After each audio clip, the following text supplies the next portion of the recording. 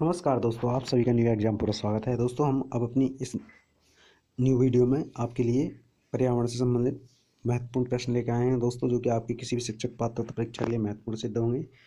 चाहे वो C TET हो या यूपी टेट हो या रीट हो या सुपर टेट हो या केबीएस हो या दोस्तों डीएसएसबी, ये सभी परीक्षाओं के लिए महत्वपूर्ण सिद्ध होगा, जिसमें दोस्तों पर्यावरण के प्रश्न पूछे जाते हैं। तो दोस्तों हम बिना किसी देरी के वीडियो को शुरू करते हैं। अगर आपको ये वीडियो पसंद आए तो प्लीज़ लाइक शेयर और कमेंट करें। तो दोस्तों हम आपके लिए बहुत ही अच्छा कंटेंट लेकर आए हैं, हमारी कोशिश यही रहेगी लगातार। तो दोस्तों हम बिना किसी देरी के वीडियो को शुरू करते हैं। तो दोस्तों पहला प्रश्न है, निम्नलिखित में से कौन सा जैव मंडल का अजैविक घटक नहीं है। तो दोस्तों अजैविक घटक वो होते हैं जिनमें जीवन नहीं पाया जाता, और जबकि जैविक जैविक घटक जो होते हैं दोस्तों वो होते हैं जिनमें जीवन पाया जाता है। तो दोस्तों देखते हैं, प्रोटीन, मृदा, कवक, फास्फोरस। तो दोस्तों इनमें जो प्रोटीन, मृदा और फास्फोरस, ये दोस्तों कैसे घटक हैं, ये अजैविक घटक हैं दोस्तों। जबकि कवक जो है इसमें जीवन पाया जाता है, इसलिए दोस्तों ये एक जैविक घटक है।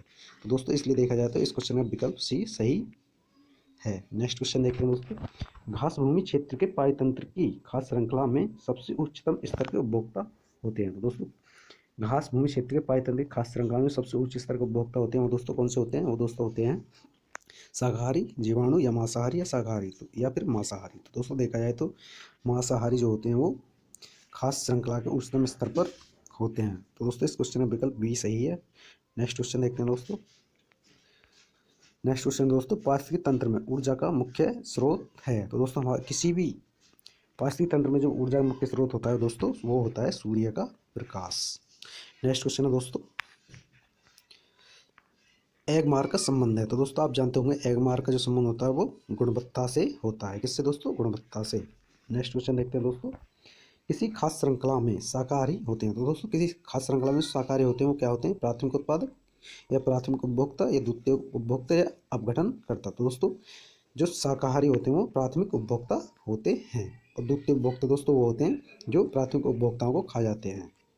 नेक्स्ट क्वेश्चन देखते हैं दोस्तों, भू पारिस्थितिकी तंत्र में ऊर्जा का महत्वपूर्ण स्रोत है। तो दोस्तों जो हमारे भू पारिस्थितिकी तंत्र है उसमें ऊर्जा का मुख्य स्रोत क्या है दोस्तों, मैंने आपको बताया सूर्य ही सभी ऊर्जाओं का मुख्य स्रोत है दोस्तों, इसलिए इस क्वेश्चन में विकल्प ए सही है। नेक्स्ट क्वेश्चन देखते हैं दोस्तों, एक जीव लाभ लेता है बगैर दूसरे सहवासी जीव को प्रभावित किए। तो दोस्तों क्या कहलाएगा, परजीवी, मृतपोजीवी या सहजीवी या सहभोजी। तो दोस्तों जो बिना किसी दूसरे को नुकसान पहुंचाए एक एक दूसरे के साथ रहते हैं और लाभ लेते हैं दोस्तों, उनको क्या कहते हैं, उनको सहभोजी कहते हैं। नेक्स्ट क्वेश्चन देखते हैं, जब मोर सांप को खाता है और सांप कीड़ों को खाता है और कीड़े हरे पौधों को खाते हैं तो मोर का पोषण स्तर होगा। तो दोस्तों मोर सांप को खाता है और सांप पेड़ पौधों को खाता है। तो दोस्तों इस तरीका का श्रृंखला पर लास्ट में जो इसमें पूछा गया है, तो मोर का पोषण स्तर कौन सा होगा। तो दोस्तों जो मोर का पोषण स्तर होगा वो कौन सा होगा, प्राथमिक उपभोक्ता नहीं, बिल्कुल नहीं होगा। प्राथमिक अपघटक ये भी नहीं होगा, अंतिम उपघटक ये भी नहीं होगा दोस्तों, ये होगा खास श्रृंखला के पिरामिड के शीर्ष पर। हाँ दोस्तों, खास श्रृंखला के पिरामिड के शीर्ष पर दोस्तों, इसलिए इस क्वेश्चन में विकल्प डी सही है। नेक्स्ट क्वेश्चन देखते हैं, जो शाकाहारी जंतु भोजन के लिए हरे पेड़ पौधों पर निर्भर रहते हैं उनको क्या कहते हैं दोस्तों, जो शाकाहारी जंतु भोजन के लिए हरे पेड़ पौधों पर निर्भर होते हैं दोस्तों उनको क्या कहेंगे, प्रथम चरण के उपभोक्ता, द्वितीय चरण के उपभोक्ता, तृतीय चरण के उपभोक्ता या खाली उपभोक्ता। दोस्तों ये सर्वप्रथम यानी पहले चरण के उपभोक्ता होते हैं, क्योंकि पेड़ पौधों पर निर्भर रहते हैं अपने भोजन के लिए। नेक्स्ट क्वेश्चन देखते हैं दोस्तों, इकोसिस्टम की सही परिभाषा क्या है, परस्पर क्रिया करने वाले जीव समुदाय, किसी स्थान का अजीवीय घटक, पृथ्वी और वायुमंडल का क्षेत्र जहाँ जीव रहते हैं, या जीव समुदाय और उसके वातावरण का संतुलित क्षेत्र। दोस्तों इसमें विकल्प डी बिल्कुल सही है, जहाँ पर जीव और वहाँ की संतुलित अवस्थाएं पाई जाती हों पर्यावरण की, वही दोस्तों पर्यावरण की सही परिभाषा होगी, यानी इकोसिस्टम की सही परिभाषा होगी दोस्तों। इसलिए इस क्वेश्चन में विकल्प डी सही है। नेक्स्ट क्वेश्चन देखते हैं, किसी पारितंत्र में तत्वों का चक्रण कहलाता है। दोस्तों किसी भी पारितंत्र में जो तत्वों का चक्रण होता है वो क्या कहलाता है, तो दोस्तों उसको कहेंगे जैव भू रासायनिक चक्र। नेक्स्ट क्वेश्चन देखते हैं दोस्तों, जैविक समुदाय में प्राथमिक उपभोक्ता होते हैं। तो दोस्तों प्राथमिक जो उपभोक्ता होते हैं वो कैसे होते हैं, वो शाकाहारी होते हैं।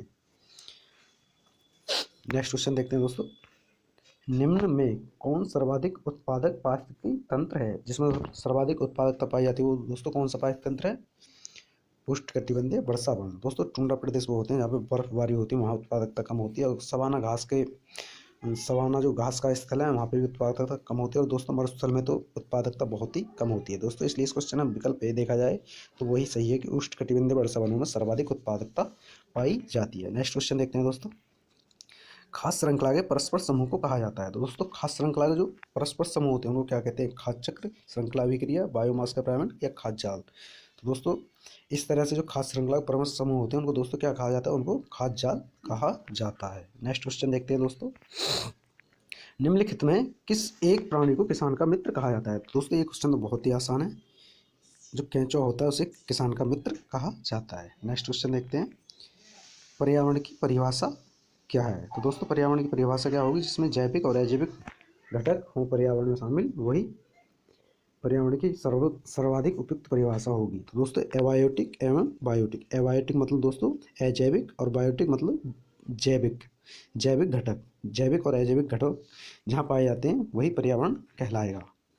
तो दोस्तों इस देखा जाए तो पहला विकल्प सही है। नेक्स्ट क्वेश्चन देखते हैं, कृत्रिम वर्षा के लिए मेघ बीजन के लिए प्रयुक्त रसायन है। तो दोस्तों मेघ जो हम कृत्रिम वर्षा कराते हैं उसके लिए कौन सा मतलब रसायन प्रयुक्त करते हैं? तो दोस्तों वो होता है सिल्वर आयोडाइड। नेक्स्ट क्वेश्चन देखते हैं दोस्तों, निम्नलिखित में कौन द्वितीय श्रेणी का उपभोक्ता है? तो दोस्तों द्वितीय श्रेणी के उपभोक्ता की बात की है, जो कि मतलब प्राथमिक श्रेणी के उपभोक्ता को खाता हो वही द्वितीय श्रेणी का उपभोक्ता होगा। तो दोस्तों हाथी तो दोस्तों पेड़ पौधों को खाता है, ये प्राथमिक उपभोक्ता होता है। बकरी भी दोस्तों प्राथमिक उपभोक्ता है। शेर दोस्तों अंतिम उपभोक्ता होता है। सांप ये हो सकता है दोस्तों, क्योंकि सांप टिड्डा, मेंढक और जी चूहे वगैरह को खा जाता है, जबकि जिनको ये खाता है वो कैसे उपभोक्ता होते हैं दोस्तों? वो होते हैं शाकाहारी। तो दोस्तों इसमें सांप जो है ये द्वितीय श्रेणी का उपभोक्ता है। नेक्स्ट क्वेश्चन देखते हैं, पारिस्थितिकी तंत्र का उदाहरण है। तो दोस्तों पारिस्थितिकी तंत्र का प्रमुख उदाहरण कौन सा होगा? वायु, जल, मृदा। तो दोस्तों इसमें जो तालाब है ये पारिस्थितिकी तंत्र का प्रमुख उदाहरण है। नेक्स्ट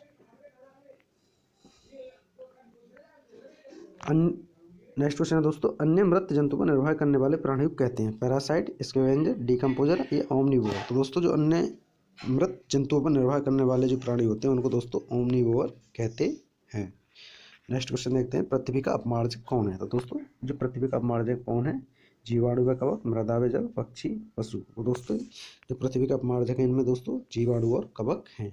दोस्तों नेक्स्ट क्वेश्चन, निम्नलिखित में से जैविक घटक है? तो दोस्तों जैविक घटक वही है जिसमें जीवन पाया जाता है। मृदा इसमें नहीं पाया जाता, जल इसमें भी जीवन नहीं पाया जाता, वायु इसमें जीवन नहीं पाया जाता। दोस्तों पादप यानी कि पेड़ पौधे जो होते हैं उनमें जीवन पाया जाता है। इसलिए दोस्तों इसका विकल्प ए सही है इस क्वेश्चन का। नेक्स्ट क्वेश्चन देखते हैं दोस्तों, हमारे पर्यावरण में किस गैस का सबसे अधिक सांद्रण है? तो सर्वाधिक मात्रा किस गैस की? दोस्तों ये देखना होगा हमारे पर्यावरण में कार्बन डाइऑक्साइड की, नाइट्रोजन की, ऑक्सीजन की, हाइड्रोजन की। दोस्तों जो नाइट्रोजन होती है सर्वाधिक अधिक मात्रा में होती है, ये लगभग दोस्तों 78% पाई जाती है हमारे पर्यावरण में। नेक्स्ट क्वेश्चन देखते हैं दोस्तों, कौन जीवीय कारक नहीं है? पेड़ पौधे, जंतु, सूक्ष्मजीव, चट्टान। तो दोस्तों जिनमें जीवन नहीं होगा वही जीवीय कारक नहीं होंगे, मतलब अजैविक कारक होंगे। तो दोस्तों ये इनमें देखा जाए तो चट्टान जो होती है इनमें जीवन नहीं पाया जाता, बाकी पेड़ पौधे, जंतु, सूक्ष्मजीव इनमें जीवन पाया जाता है।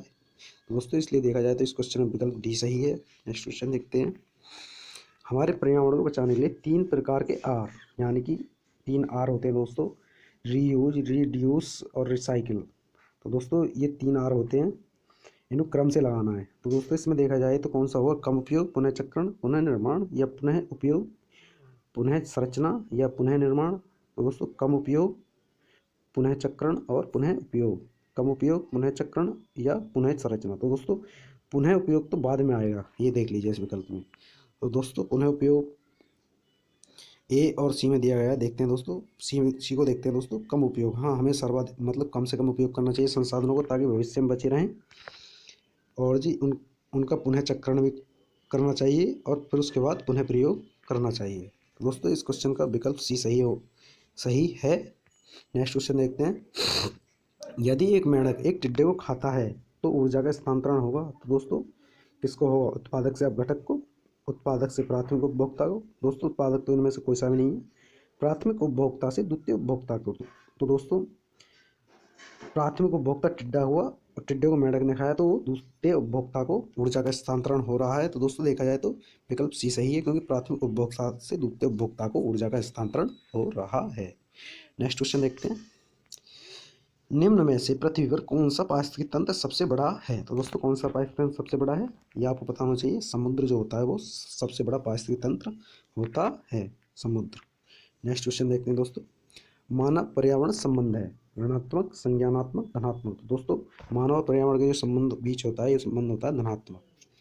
नेक्स्ट क्वेश्चन देखते हैं दोस्तों, किसी खाद्य श्रृंखला की प्रथम कड़ी सदैव हरे पादप होते हैं, ऐसा क्यों होता है दोस्तों। वे विस्तृत रूप से फैले होते हैं इसलिए, या वे मृदा से जुड़े होते हैं इसलिए, या फिर वे सूर्य के प्रकाश में वायुमंडलीय CO2 को स्थिरीकृत करते हैं इसलिए, या उनमें जड़ें पाई जाती हैं। दोस्तों देखा जाए तो ये सूर्य के प्रकाश में वायुमंडलीय कार्बन डाइऑक्साइड को स्थिरीकृत करते हैं और हमें जीने के लिए ऑक्सीजन देते हैं हरे पेड़ पौधे। तो दोस्तों इसलिए देखा जाए तो इस क्वेश्चन का जो विकल्प सी है ये बिल्कुल सही है। नेक्स्ट क्वेश्चन देखते हैं दोस्तों, ह्यूमस निर्माण में कौन सहायक है।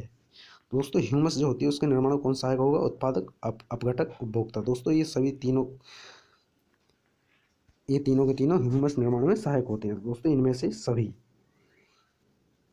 नेक्स्ट क्वेश्चन देखते हैं दोस्तों, पर्यावरण अपघटन के कारण उत्पन्न होने वाले परिणामी खतरों में शामिल है। तो दोस्तों भूस्खलन, बाढ़ एवं सूखा, वनों में अग्नि दुर्घटना, उपरोक्त सभी। तो दोस्तों इस क्वेश्चन का जो MP टेट ने माना था वो बाढ़ और सूखा माना था उत्तर, जबकि हमारे अनुसार तो उपरोक्त सभी होना चाहिए। बाकी आप देख सकते हैं दोस्तों। नेक्स्ट क्वेश्चन देखते हैं दोस्तों, पर्यावरण जागरूकता को बढ़ावा देने के उद्देश्य से निम्न में से कौन सी प्रतियोगिता का आयोजन किया जाता है। दोस्तों ग्रीन ओलंपियाड नाम की एक प्रतियोगिता होती है जो कि पर्यावरण जागरूकता को बढ़ावा देने के उद्देश्य से आयोजित की जाती है। दोस्तों नेक्स्ट क्वेश्चन देखते हैं, नेक्स्ट क्वेश्चन है दोस्तों, स्कूलों में पर्यावरण के प्रति जागरूकता लाने